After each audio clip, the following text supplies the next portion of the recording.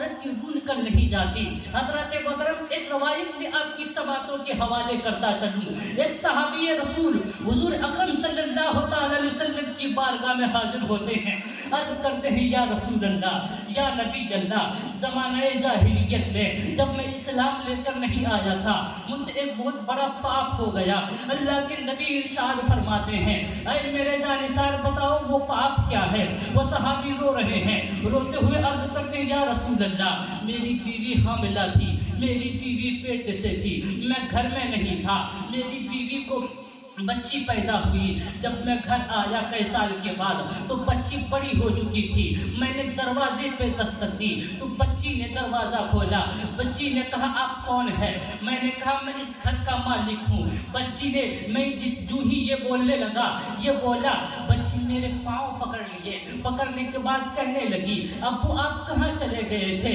ابو آپ اتنے دن سے کہاں چلے گئے تھے؟ کب سے میں آپ کا انتظار کر رہی ہوں۔ میں نے اپنی بچی کے باپ نے بچے کے ہاتھوں کو اپنے پیر سے ہٹایا، اپنی بیوی کے پاس پہنچا، بیوی کے پاس پہنچنے کے بعد میں نے کہا یہ بچی کون ہے؟ بیوی رونے لگی، بیوی کی آنکھوں میں آنسو آ گئے، بیوی کہنے لگی یہ تمہاری ہی بچی ہے، تمہارا ہی خون ہے۔ وہ صحابی رسول کہتے ہیں یا رسول اللہ، میں اپنے قبیلے کا سردار تھا، میں دوسری کی بیٹیوں کو زندہ دفن کیا کرتا تھا، اگر میں اپنی بچی کو زندہ دفن نہ کرتا تو لوگ یہ کہتے دیکھو ہماری بیٹیوں کو زندہ تو دفن کرتا ہے، لیکن جب اپنی بیٹی کی بات آئی، اپنی بیٹی کی باری آئی تو زندہ دفن نہیں کر رہا ہے۔ اس خیال نے مجھے بے چین کر دیا۔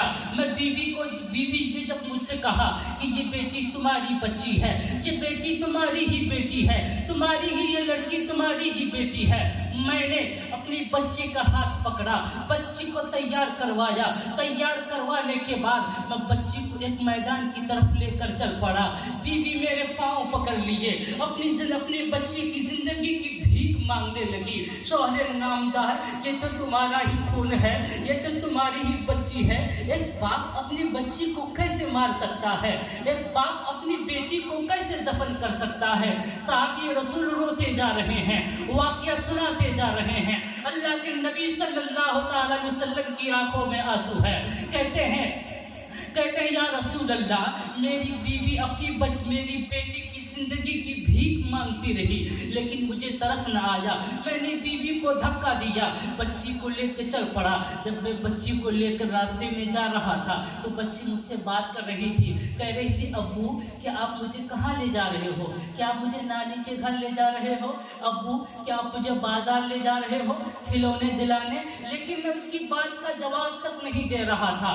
آخر میں بچی کہتی ہے ابو آپ اتنے دن سے کہاں چلے گئے تھے؟ میں کب سے آپ کا انتظار کر رہی ہوں۔ ابو آپ کہاں چلے گئے تھے؟ کبھی میرے منہ کو چومتی ہے، کبھی بازو کو گردن کے گرد دے لیتی ہے، مجھے ذرا بھی ترس نہ آیا۔ جب میں ایک میدان میں پہنچ گیا، بچی کو ایک طرف بٹھا دیا، میں گڑھا کھودنے لگا، میں قبر کھودنے لگا۔ قبر کھودتے کھودتے دھوپ میں جب بچی دیکھ رہی ہے کہ میرا باپ دھوپ میں کام کر رہا ہے، پسینے سے شرابور ہو چکے ہیں، بچی میری پاس آتی ہے، آنے کے بعد کہنے لگتی ابو آپ پسینے سے شرابور ہو چکے ہیں، ابو آپ کو بہت پسینہ آ رہا ہے، ابو بہت تیز دھوپ ہے، آپ چلیے نا گھر چلتے ہیں، امی انتظار کر رہی ہوگی، ابو آپ کتنا کام کیجئے گا۔ لیکن میرے دل میں ذرا بھی ترس نہ آیا،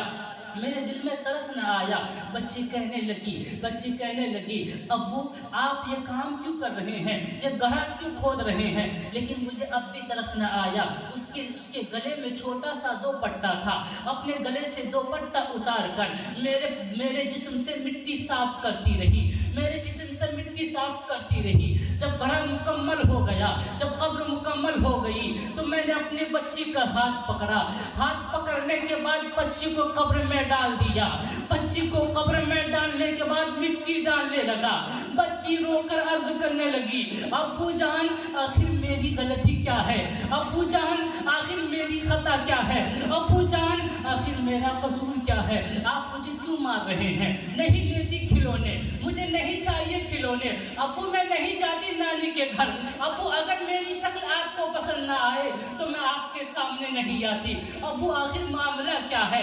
لیکن وہ صحابی رسول عرض کرتے ہیں یا رسول اللہ مجھے اب بھی ترس نہ آیا، میں نے اپنی بچی پر مٹی ڈالتا رہا، جب اس کا سر رہ گیا تو اب میری طرف سے توجہ ختم کر کے بارگاہ رب العالمین میں اپنی توجہ مرکوز کرتی ہے اور عرض کرتی ہے یا رب العالمین کب تک ہم بیٹیاں زندہ دفن ہوتی رہیں گی، یا رب العالمین کب تک کمزور ستائے جاتے رہیں گے، یا رب العالمین کب تک ہم پر ظلم و ستم ہوتا رہے گا، مولا کوئی ایسا مسیحا بھیج دے جو ہم بیٹیوں کو زندہ دفن ہونے سے بچا دے، مولا کوئی ایسا رہنما بھیج دے جو کمزوروں پر مظالم کو ختم کر دے، مولا کوئی ایسا رہنما بھیج دے جو کمزور پر ہونے والے ظلم و ستم کا خاتمہ کر دے۔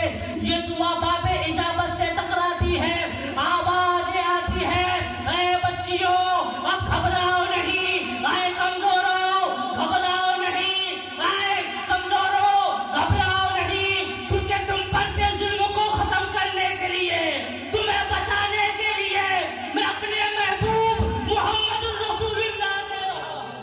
سبحان اللہ،